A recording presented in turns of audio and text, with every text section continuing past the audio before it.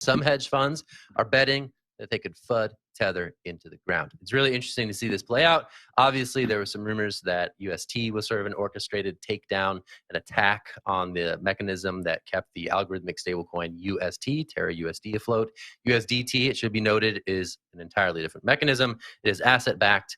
Some of the questions around its asset backing have long plagued the industry, but to Tether's credit, they have improved some of their transparency efforts. Tether, we've talked about this recently, has been able to withstand a lot of the redemption requests that have been piling in. People saying, hey, take my USDT and give me that $1 that is promised to be behind it. They've been processing something like, I don't know, $16 billion of redemption requests and staying pretty resilient through it all. Yet there may be some short sellers who are ramping up pressure in a bid to try to take down the largest stablecoin in the crypto market. I got to toss this to Wendy. Interesting story from the Wall Street Journal and some interesting responses from Paolo of Tether on Twitter earlier this morning. Wendy, what are your thoughts? So lots of things going on. Anytime we have some sort of bearish activity in the market, Tether is always a target, just like Bitcoin keeps getting banned in China. It happens every quarter. So with that being said, we also need to take into consideration that Tether went really, like the NYAG went really, really hard at Tether and says, you know what, you're not doing things right. You need to step your game up. So Tether went ahead and did that.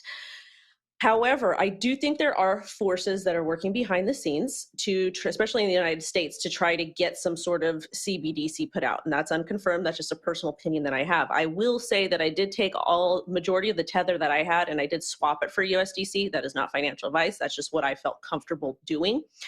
But I think that Tether will be okay. It's one of the largest stable coins, but at the same time, anytime you're using any stable coin, there is some sort of risk because we don't have as much regulation involved. But Tether is a lot more transparent than it was in the past. And it is I looked at the backing of Tether and USDC, and they're kind of similar, but it kind of just looked like that USDC was a little bit better and safer than Tether. Go ahead, Zach.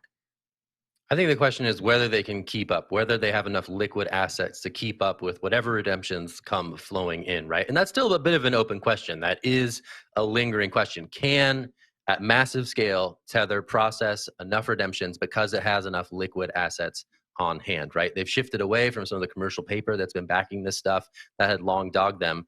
And again, credit to them, and probably induced by the NYAG action, they have tried to make their backing a bit more transparent and a bit more resilient. So far, it's holding up.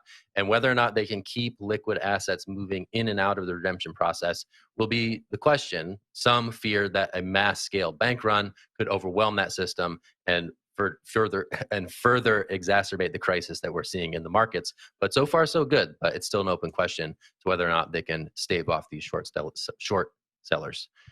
Jen.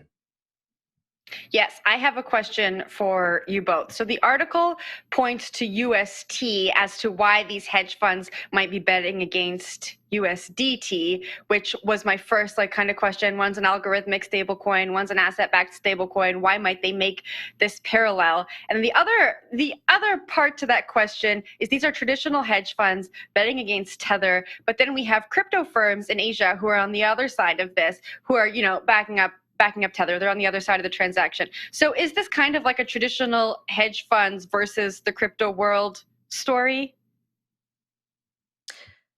Do you want to take this, Zach?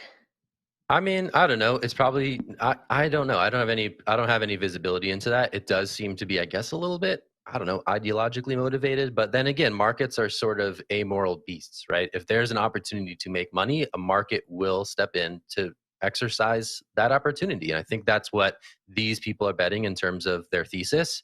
And if the market opportunity presents itself, a market will likely find a way to seize on that opportunity should it meet some actors' risk parameters. So I don't really have any visibility into what's what or what is actually motivating this, but I'd be curious for Wendy's thoughts and interpretations.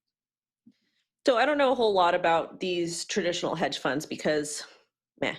But what I will say is that in the United don't get me started. But what I will say is that in the United States, Tether was not really acceptable to use, and it wasn't listed on a whole lot of exchanges for us to have access. in other countries, especially Asia, people use Tether all the time. It's kind of like the trading pair that we utilize.